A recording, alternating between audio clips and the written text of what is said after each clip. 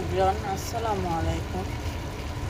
দেখতে পাচ্ছেন আমি পেঁয়াজটিকে হালকা করে ভেজে লালচে লালচে করে ভেজে সেখানে পানি দিয়ে দিয়েছি। আর তারপরে হাফ চামচ হলুদ দিলাম, হাফ চামচের থেকে একটু বেশি মরিচের গুঁড়া দিলাম, তারপরে দিলাম হলো একটু লবণ।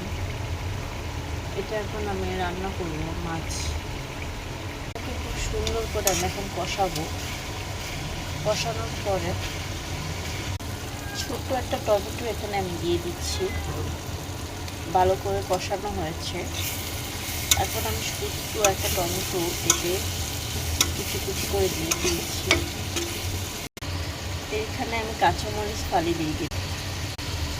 তারপরে এখানে আমি সিমের বিচি হালকা একটু বাদ দিয়ে দিয়েছি। তার সাথে একটা আলু কুচি মানে কিউব করে কেটে, ছোটো একটা আলু কিউব করে কেটে দিয়েছি সেই সিমের বিচির সাথে।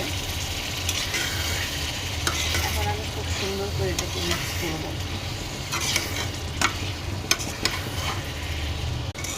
মিক্স করা হয়ে গেছে। এটাকে আমি 5 মিনিট কষাবো আলু ইয়েটাকে, সিমের বিচিকে। তার আগে বলে দিচ্ছি গাইস, আমি কিন্তু একা হাতে ফোন ধরে ভিডিও করছি, আর হলো সাথে সাথে লাড়া দিয়ে দিচ্ছি, আর কাজ করছি আরেক হাতে। আমার ফ্রেম নেই, আমি সরি তো, আমার দৃষ্টিতে রাখবেন। আমি একা হাতে করার চেষ্টা করছি।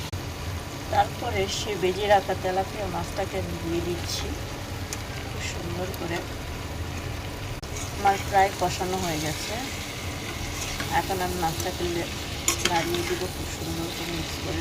ফুটান্ত পানি সেই ফ্রাই প্যানটা দিয়ে যেটা আমি মাছ ভেজেছি দিয়ে দিলাম, কিছুটা গরম পানি দিয়ে দিলাম। আর এখানে মাছগুলো আমি একটু ঝোল ঝোল রাখবো, তো দেখতেই পাচ্ছেন। একটু জিরার ভাজা দিয়ে দিয়েছি। আবার 5 মিনিট পর আমি ফিরে আসলাম। এবার রান্নাটা প্রায় শেষ। আর অফ ক্যামেরাতে আমি একটু লবণ ছেঁকে দিয়ে দিয়েছি। আবার লবণ একটু কম হয়েছিল। আমার রান্না প্রায় শেষ, দেখতে পাচ্ছেন একটা লোক। প্রায় রান্নাটা শেষ, অফ করে দিলাম।